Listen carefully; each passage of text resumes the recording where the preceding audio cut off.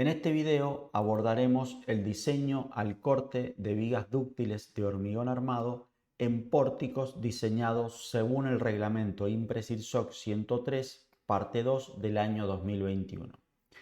Este diseño se realiza por capacidad a partir de la sobreresistencia flexional de los extremos de vigas en pórticos con ductilidad completa. Como primer punto de medida, es importante destacar la función que deben cumplir los estribos.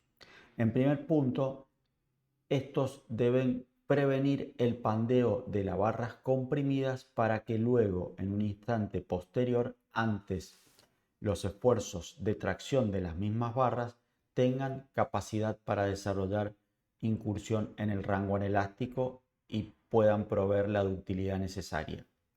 Además, proveen confinamiento de las zonas comprimidas para lograr que el hormigón alcance deformaciones superiores al 3 por 1000, incluso llegando al 5 por 1000 o más allá también.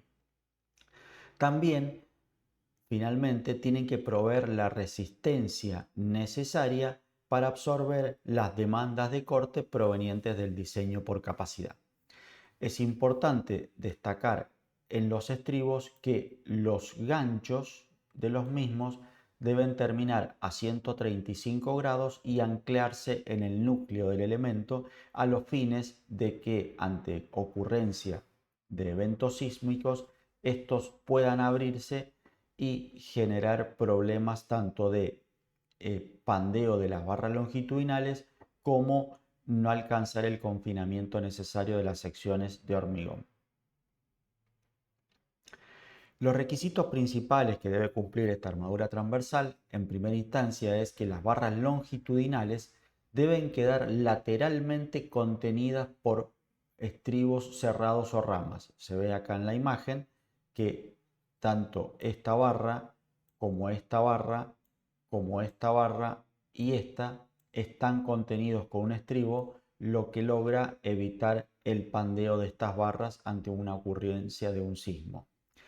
Solamente se pueden exceptuar aquellas barras intermedias que están ubicadas entre dos barras contenidas y que no estén separadas más de 200 milímetros. Por eso, en ese caso, la barra central que está acá no requiere un estribo o rama de estribo, dado que la separación entre estas barras es menos de 20 centímetros. El diámetro mínimo es de 6 milímetros. En zona de rótulas plásticas bidireccionales, la separación de estribos es de 6 veces el diámetro de la barra longitudinal y también debe cumplir con la altura D partido por 4. La primera condición tiene que ver con el pandeo de las barras longitudinales y la segunda condición tiene que ver con el confinamiento del hormigón de la zona comprimida. Si las rótulas no son bidireccionales, estas separaciones se pueden incrementar a 10 veces el diámetro y a D sobre 3. No es muy habitual encontrar zonas o rótulas plásticas unidireccionales. Por último, es importante destacar que el primer estribo de una viga debe colocarse a 50 milímetros de la cara de la columna. El otro punto importante para la colocación o distribución de estribos es que cada rama de estribo debe cumplir con una expresión indicada en el reglamento que, si bien parece una expresión totalmente empírica, tiene una deducción muy simple y muy fácil de interpretar. En primer término, como en nuestro país los aceros de las barras longitudinales y las barras transversales tienen las mismas propiedades nominales, vamos a eliminar este cociente. Por otro lado, lo que nos indica es que el área transversal del estribo, por ejemplo debe tener una sección que al menos sea la sumatoria de las barras longitudinales que está restringiendo dividido 96. Y eso va multiplicado por la separación de estribos partido por el diámetro de la barra longitudinal. Si nosotros recordamos, la separación máxima de estribos es 6 veces el diámetro. Entonces, si nosotros acá colocamos S dividido 6 diámetros, lo que logramos es que podemos simplificar esto y acá en vez de 96 nos queda 16. Disculpen que no funciona el mouse. Entonces, si miramos este esquema que tenemos acá, vemos que la barra 1 está contenido por una rama de estribo y el área de esa rama de estribo tiene que ser al menos el área de la barra longitudinal partido por 16. Esto es considerando que la rama de este estribo va a estar a una separación de 6 veces el diámetro de la barra longitudinal. En cambio, la rama siguiente, esta que está acá, va a tener que contener el área de la barra 2 más la mitad del área de la barra 3, porque vamos a considerar que esta barra 3 está mitad contenida en este estribo y mitad en este, de tal forma que esta rama de estribo tiene que tener un área tal que logre restringir al pandeo la barra 2 más la mitad de la barra 3. Este concepto es el que nos permite determinar el diámetro mínimo de estribos de cada rama, siempre considerando que el diámetro mínimo establecido por la norma es 6 milímetros. Entonces, en el caso B, donde la armadura está dispuesta en dos capas y estas capas están dispuestas a menos de 75 milímetros, la rama de este estribo tiene que contener a toda la barra 1 y toda la barra 3. De la misma forma, el estribo interno, cada rama deberá absorber o controlar el pandeo de la barra 2 y la barra 4. Por último, en el caso de que las barras estén separadas más de 75 milímetros, no es necesario controlarle el pandeo a las barras siempre y cuando tengamos otra rama de estribo que nos controle la rama superior. Esto se realiza únicamente para las barras que están en el 25% extremo de la longitud de la viga. Para resumir, lo que se interpreta con esta expresión es que si analizamos esta barra 1, lo que tenemos que evitar es que esta barra pandee. No pandeará hacia el centro de la viga porque está contenida por hormigón, pero sí puede pandear o sufrir pandeo hacia el exterior, dado que el hormigón de recubrimiento ante una ocurrencia de un evento sísmico estallará y no cumplirá ninguna función.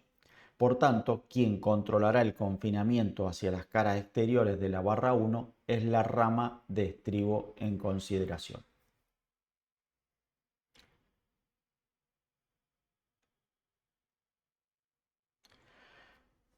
Una vez definido los estribos en cuanto a separación y diámetros para cumplir las condiciones de pandeo de barras comprimidas y de confinamiento, también es necesario verificar que cumplan la función de resistir las demandas de corte obtenidas del diseño por capacidad. El diseño a corte, como todo el diseño por resistencia, se basa en que el factor de reducción de capacidad multiplicado por la capacidad nominal de la sección debe ser mayor a la demanda de corte. Es importante destacar que en este caso la demanda no se obtiene del análisis elástico. Esto es muy importante porque estamos realizando un análisis y un diseño por capacidad. Entonces, la demanda de corte se determina a través de la máxima capacidad flexional que puede desarrollar una viga más la carga gravitatoria que ésta recibe. Esta capacidad flexional tiene que ver con dos parámetros importantes. Por un lado, la resistencia real del acero que vamos a disponer y por otro lado, la real disposición y cantidad de armadura que hemos considerado en esa viga. En esta verificación, a diferencia del diseño por resistencia, el factor de reducción de capacidad se considera igual a 1, dado que la demanda no proviene del análisis elástico, sino que proviene de la capacidad flexional.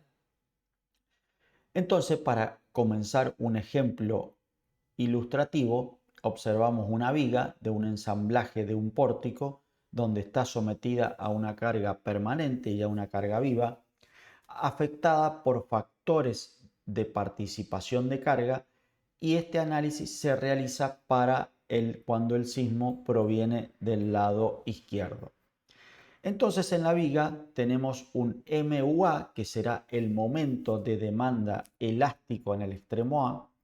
También tendremos un momento nominal en A, que es el momento realmente que puede resistir la viga en función de las propiedades nominales del acero y de la armadura realmente dispuesta en la sección. Esto es importante, el momento nominal se obtiene con la armadura que se va a colocar en la viga. Y por otro lado tenemos el momento de sobreresistencia de la viga, que el momento de sobreresistencia se obtiene con las propiedades nominales del acero incrementada por un factor lambda 0 de 1,4 para nuestro reglamento. Entonces, si el corte se obtuviera de la demanda elástica, ese corte provendría de los valores de MUA y MV. Como el diseño por capacidad nosotros tenemos que independizarnos de la demanda que tenemos, lo que vamos a hacer es diseñar o determinar la demanda de corte a partir de los valores máximos de sobreresistencia en los extremos de viga. Entonces, si continuamos con el esquema C, que es el diagrama de cuerpo libre de la viga isostática que venimos trabajando, nosotros tenemos que la máxima capacidad flexional en los extremos de viga que puede desarrollar es el momento de sobreresistencia en A y el momento de sobreresistencia en B. Esta parábola que se ve acá está asociada al momento de QL² sobre 8 proveniente de la carga que recibe la viga en forma gravitatoria.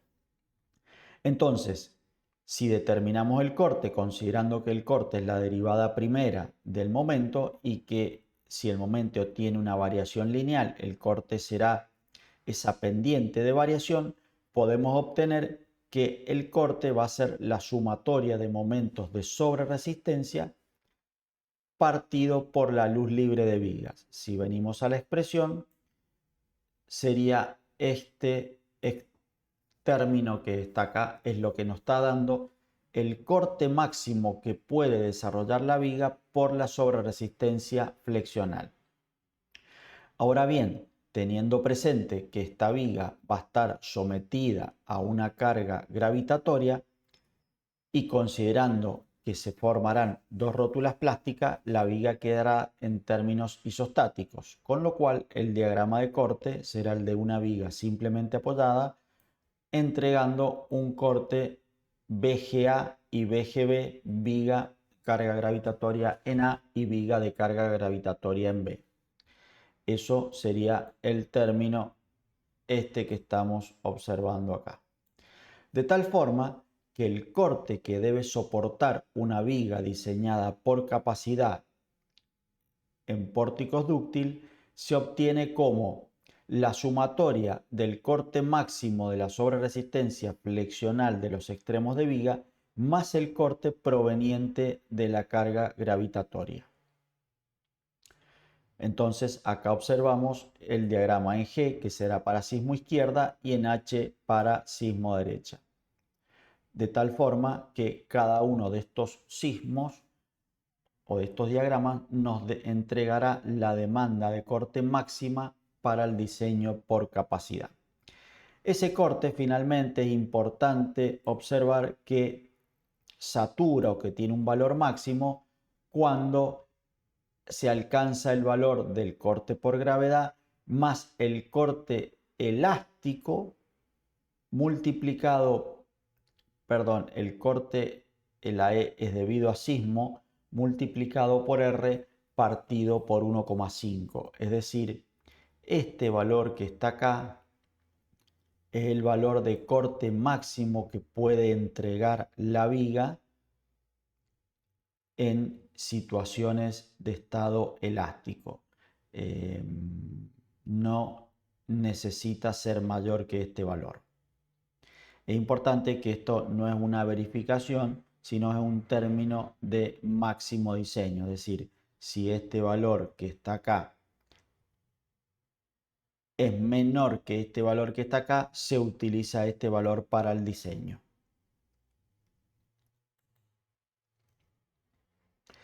Finalmente, es importante establecer que tiene la resistencia máxima corte, o sea, el BU tiene un límite. Ese límite tiene que ver para evitar que la biela que se forma para resistir al corte en compresión no alcance o no desarrolle su máxima resistencia. El reglamento establece dos límites, uno que tiene que ver con el 0,85 de la raíz de F'C por el área resistente a corte y la otra es 0,16 F'C por el área resistente a corte. En ninguno de los casos los valores de F'C deben adoptarse mayores a 50 megapascales. Esto tiene que ver porque los ensayos y estudios experimentales sobre los cuales se basan estas expresiones están realizados con hormigones de esas capacidades. El reglamento establece que en caso de que se superen estos valores, se puede recurrir a la disposición de armadura diagonal, como se observa en el esquema de la figura, y donde en el reglamento se dan las prescripciones y los lineamientos para disponer y colocar esa armadura transversal. Finalmente, definida la demanda sísmica por capacidad y verificado que no alcanzan los valores límite establecidos por reglamento, se debe determinar la capacidad nominal de resistencia al corte. Al igual que en el diseño por resistencia, esta resistencia nominal se obtiene con una parte de colaboración del hormigón BC y una parte de colaboración del acero BS. Importante que este concepto es el mismo de diseño por resistencia. En el caso de la contribución del hormigón, y si estamos en zona rótula plástica, esta es nula o cero. Y en zonas normales, en los tramos centrales de la viga, puede considerarse la colaboración de la resistencia del hormigón al corte de acuerdo a expresiones establecidas en el reglamento y que tienen los mismos principios del diseño por resistencia. La contribución del acero es con la expresión que se indica acá, donde el área, el A sub B, es el área de todas las ramas que aportan resistencia al corte en la viga. Podemos ver el ejemplo de la figura donde tenemos dos ramas que resisten al corte por la tensión de fluencia del acero transversal por el peralte partido por la separación de estribo. La armadura transversal, como se indica, cumple un rol fundamental en las zonas de rótula plástica. Podemos indicar finalmente que en zona de rótulas plásticas quien debe absorber toda la demanda de corte de diseño por capacidad es la armadura transversal dispuesta.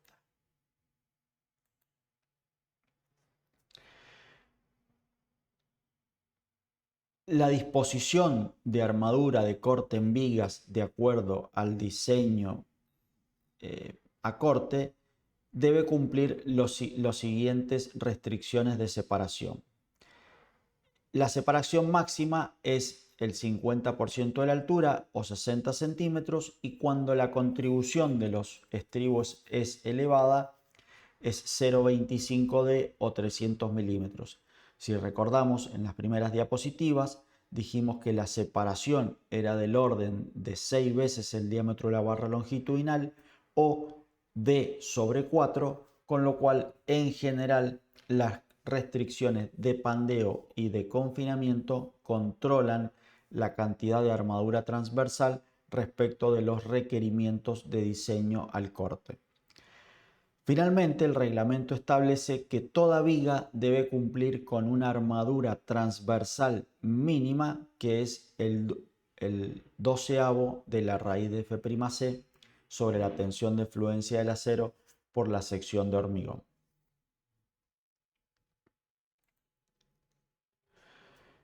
Bueno, con esto hemos visto la parte conceptual de diseño al corte de vigas dúctiles de hormigón armado en zonas de rótulas plásticas.